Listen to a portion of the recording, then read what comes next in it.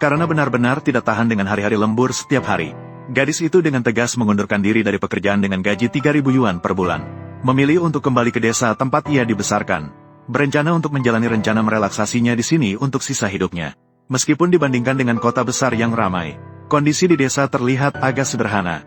Namun, rasa aman yang bisa diberikan oleh tanah yang familiar ini, tidak ada tempat lain yang bisa menandingi. Karena kembali dengan wajah kusam setelah tidak bisa bertahan di luar, takut kehilangan muka, dia tidak memilih untuk memberitahu siapapun. Oleh karena itu, ketika lapar, dia hanya bisa menggeledah rumah.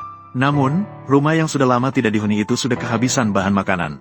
Dia akhirnya hanya menemukan setengah kantong tepung dan sedikit beras. Namun, ini sama sekali tidak sulit bagi Hui Yuan yang terampil. Dia pergi keluar rumah untuk mencabut sebatang sawi yang ditanam oleh entah siapa. Lalu mengambil sedikit bawang daun yang tidak perlu dibayar. Rebuslah beras dan sawi dalam panci hingga matang sempurna. Terakhir, taburkan sedikit daun bawang untuk memberi rasa. Sepanci bubur sawi yang panas dan harum pun siap disajikan. Dengan semangkuk bubur sawi yang harum masuk ke perut, tiba-tiba muncul perasaan bahagia yang tak terjelaskan. Terkadang, manusia memang seperti itu. Makan sesuatu yang sederhana di rumah pun bisa membuat merasa sangat puas. Keesokan paginya, Hui Yuan menguleni satu-satunya tepung yang ada menjadi adonan. Sambil menunggu adonan mengembang, dia pergi ke halaman untuk mulai membersihkan salju. Hui Yuan sudah mengalami banyak cobaan sejak kecil. Ayahnya meninggal karena sakit saat dia berusia 4 tahun. Meninggalkan dia dan ibunya yang hanya bergantung satu sama lain. Namun, pada hari dia menyelesaikan ujian, ibunya juga meninggalkan sepucuk surat sebelum pergi meninggalkannya. Tanpa tempat bergantung, dia hanya bisa pergi ke kota untuk bekerja sambil belajar. Meskipun berhasil menyelesaikan kuliah, namun, karena lama tidak belajar, mengakibatkan sering gagal saat ujian sertifikasi guru. Dalam keadaan putus asa, dia mengundurkan diri dari pekerjaan di toko serba ada. Dengan tegas memilih untuk kembali ke desa memulai hidup baru. Tanpa disadari, salju di depan pintu sudah dibersihkan. Hui Yuan kembali ke dapur, mengambil adonan yang sudah difermentasi dan memasukkannya ke dalam sup. Kemudian membungkus sisa kol dari malam sebelumnya dengan adonan. Memasukkannya ke dalam wajan dan menggoreng hingga kedua sisi sedikit kecoklatan. Dalam waktu singkat 3 hingga 5 menit, sarapan sederhana pun selesai dibuat. Semua keterampilan memasak Hui Yuan hampir berasal dari ibunya. Dia ingat ibunya pernah berkata saat dia kecil, di musim dingin yang dingin, jika bisa meminum sup adonan, kehangatan uapnya akan segera menyebar ke seluruh tubuh. Namun setelah makan ini, bahan makanan terakhir di rumah juga habis. Sore hari, Hui Yuan duduk di depan pintu dengan kebingungan. Untungnya, saat itu Bibi datang. Dia melihat asap mengepul dari cerobong asap di atap. Awalnya dia mengira itu adalah ibu Hui Yuan yang pulang. Tak disangka, yang pulang adalah Hui Yuan. Sepertinya dia melihat keadaan sulit yang dialami Hui Yuan saat itu. Sebelum pergi, Bibi memanggilnya untuk pulang makan bersama.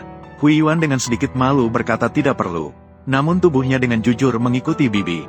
Tiba di rumah Bibi, Hui Yuan menunduk dan makan dengan lahap. Bibi masih menyayanginya seperti saat kecil.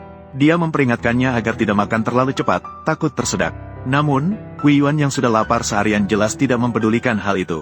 Di rumah Bibi, dia makan dan mengambil makanan. Baru saja kembali ke depan pintu rumahnya. Namun, dia melihat teman masa kecilnya ternyata menunggu di sini. Dia mendengar bahwa Hui Yuan kembali, jadi dia sengaja datang untuk menjenguk. Dia juga khawatir Hui Yuan akan takut tidur sendirian di malam hari. Dengan perhatian, dia membawakan seekor anjing kecil sebagai teman. Apakah makhluk kecil ini bisa berguna? Lagi pula, saya akan segera pergi. Kehidupan yang memiliki kehangatan bisa menjadi sandaran. Katakanlah orang yang akan segera pergi. Bagaimana bisa menyiapkan begitu banyak makanan? Teman masa kecil meskipun melihat Hui Yuan, tidak semudah itu hanya kembali beberapa hari. Namun, dia juga tahu bahwa di zaman ini, semua orang memiliki hal memalukan yang tidak ingin dibicarakan. Jadi, dia tidak bertanya lebih lanjut tentang alasannya. Justru sahabat perempuan yang datang terburu-buru keesokan harinya setelah mendengar kabar. Meskipun sudah bertahun-tahun tidak bertemu, hubungan mereka tetap sama dengan Hui Yuan. Namun, saat mengobrol, dia bertanya tanpa ragu kepada Hui Yuan. Dia secara langsung bertanya apakah Hui Yuan tidak lulus ujian sertifikasi guru. Jadi, merasa harga dirinya terpuruk, dia memilih untuk kembali ke kampung halaman. Hui Yuan juga tidak menyangka bahwa dia bisa menebak dengan begitu tepat. Ternyata memang sahabat karibnya yang berbeda ayah dan ibu. Baru saja bertemu, dia langsung mengungkapkan semuanya. Namun, justru kedatangan teman-teman lama inilah yang membuat kehidupan Hui Yuan yang awalnya sepi perlahan-lahan mulai berwarna. Keesokan paginya, Hui Yuan sudah sibuk di dapur. Dia berencana untuk menjamu dua teman masa kecilnya dengan baik. Dia menuangkan kacang merah ke dalam panci dan memasaknya dengan api besar, hingga bisa dihancurkan dengan mudah. Setelah menghilangkan kelebihan air, dia langsung menghaluskan menjadi pasta kacang merah. Kemudian menggiling beras ketan menjadi bubuk. Sama juga, dia menyimpannya di samping untuk digunakan nanti. Selanjutnya, dia merebus bayam dengan air mendidih secara sederhana. Lalu mengekstrak jus sayuran hijau. Dia mengambil beberapa buah gardenia yang sudah dijemur untuk direndam, agar warna gardenia sepenuhnya larut dalam air. Kemudian mencampurkan jus bayam dan air gardenia dengan bubuk secara terpisah untuk diaduk. Dengan cara ini, dia bisa mendapatkan dua jenis bubuk beras ketan dengan rasa yang berbeda. Terakhir, letakkan kertas di atas kukusan dan semprotkan minyak. Susun bahan makanan yang sudah disiapkan satu persatu. Kukus dengan api besar selama sekitar 20 menit. Sebuah kue ketan berwarna-warni yang penuh kenangan pun selesai dibuat. Teman masa kecil mencicipi sedikit. Dia segera mengenali rasa yang dibuat oleh Ibu Huiyuan di masa lalu. Namun, dia merasa ada yang sedikit berbeda. Kue yang dibuat ibumu bukanlah yang manis, tapi rasanya agak manis. Itu milikmu. Bukan yang asin, tapi rasanya agak asin. Huiyuan seketika merasa tidak percaya.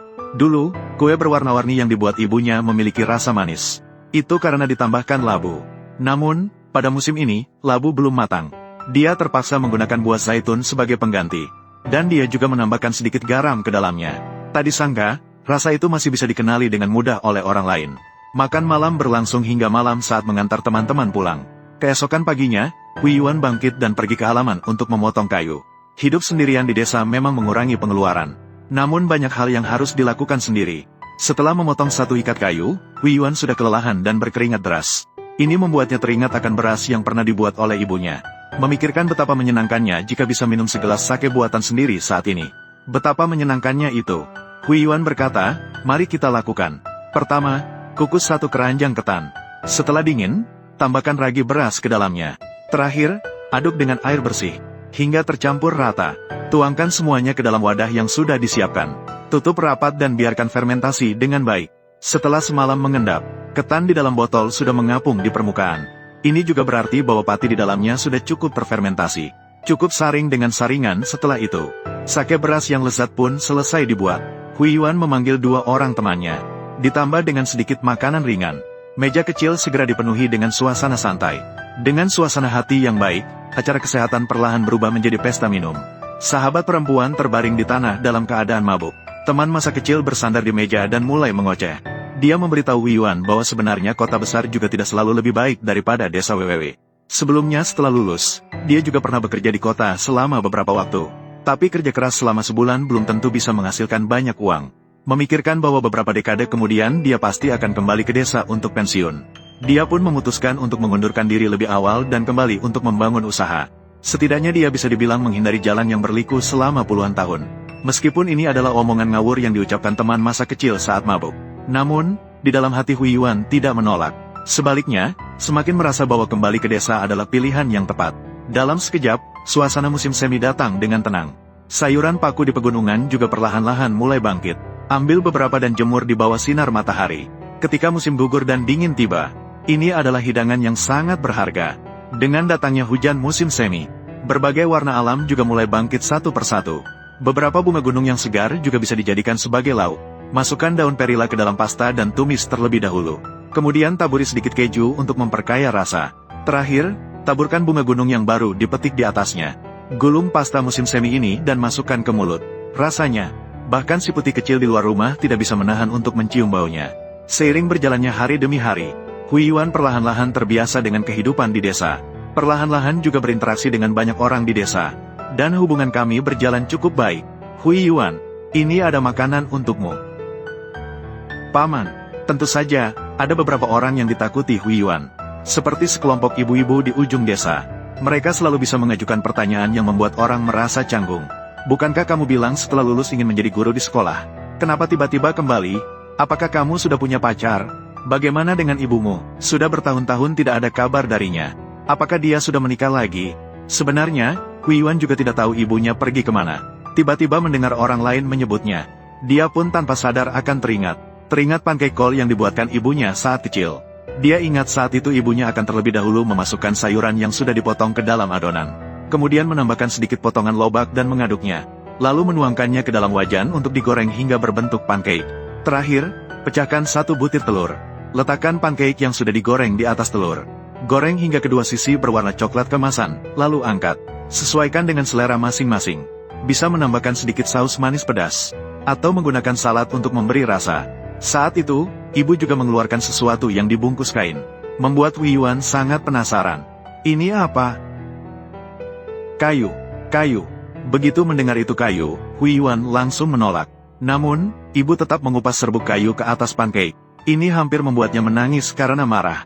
Namun, serbuk kayu itu seolah hidup saat terkena uap panas. Mulai menari-nari di atas pancake. Aroma itu membuatnya hampir terpesona. Meskipun rasa dalam ingatannya sangat enak. Namun, Hui Yuan tidak ingin semuanya sama seperti yang dibuat ibunya. Jadi dia mengganti banyak bahan makanan. Saya membuat sandwich kol yang benar-benar baru. Namun, saat dia duduk dan mulai mencicipinya dengan seksama, tiba-tiba seorang kurir datang di depan pintu. Dia mengantarkan sebuah surat dari ibunya. Anehnya, surat itu tidak mencantumkan alamat balasan. Bahkan tidak ada satu kalimat basa-basi menanyakan kabar. Yang ada hanyalah resep untuk membuat berbagai masakan. Hui Yuan merasa bingung. Dia tidak mengerti mengapa ibunya tahu bahwa dia kembali ke desa. Saat itu, teman masa kecilnya yang berada di sampingnya menghibur. Ibu Hui Yuan pasti memperhatikannya dengan cara tertentu. Dia tahu bahwa Hui Yuan baik-baik saja, jadi tidak mengganggu. Hui Yuan merenung sambil melihat bibinya yang sedang bercocok tanam di ladang. Seketika, dia seolah memahami segalanya. Kini, ada tambahan resep yang dikirim oleh ibunya. Resep masakan Hui Yuan juga menjadi lebih beragam. Banyak bunga dan tanaman yang umum dijumpai di pinggir jalan. Juga bisa digunakan untuk membuat makanan yang unik. Dan seiring dengan suhu yang semakin meningkat, musim panas yang panas juga mulai mendekat. Saat ini, Hui Yuan sudah sepenuhnya terintegrasi dalam kehidupan di sini. Hampir setiap pagi dia datang ke ladang, berinteraksi dengan berbagai tanaman pertanian. Setelah sibuk di siang hari, dia kembali ke halaman untuk mendinginkan diri. Kadang-kadang dia juga akan memulai perang air sepihak dengan si kecil. Di sore hari, dia menikmati semangkuk yogurt dingin buatan sendiri, untuk menenangkan perutnya yang panas. Saat yang paling menyenangkan adalah malam hari. Dia bisa pergi ke tepi sungai untuk menangkap ikan dan udang, mengolah bahan makanan yang didapat menjadi makanan pendamping minuman, kemudian mengajak beberapa teman, duduk di atas batu sambil menikmati bir dan mengobrol. Ini juga merupakan salah satu kebahagiaan dalam hidup. Sekejap, beberapa bulan telah berlalu. Musim gugur yang melambangkan panen tiba dengan tenang. Ini juga berarti kastanye di gunung sudah sepenuhnya matang. Hui Yuan memetik satu keranjang penuh untuk dibawa pulang. Mengambil kastanye yang sudah dikupas dan merendamnya dalam air garam. Menunggu semalaman sebelum bisa dimasak. Kastanye yang sudah dimasak dibersihkan dari serat yang berlebih dengan tusuk gigi. Kemudian dimasukkan kembali ke dalam air bersih. Menambahkan gula pasir secukupnya untuk direbus kembali. Akhirnya, setelah dingin, bisa dimasukkan ke dalam kaleng untuk disimpan. Ketika ingin makan, bisa diambil kapan saja. Musim gugur yang dalam juga merupakan musim di mana buah kesemak matang. Mengambil kesemak yang sudah dipetik, menggantungnya dalam bentuk rantai di halaman untuk dijemur. Menunggu sampai musim dingin. Buah kesemak setengah kering akan menjadi manis dan kenyal. Namun, pada musim ini, ladang sudah sepenuhnya tidak cocok untuk ditanami. Hui Yuan memilih untuk datang ke kota dan bekerja paruh waktu. Meskipun biaya hidup di desa tidak tinggi, namun, setidaknya ada jaminan ekonomi yang harus dimiliki.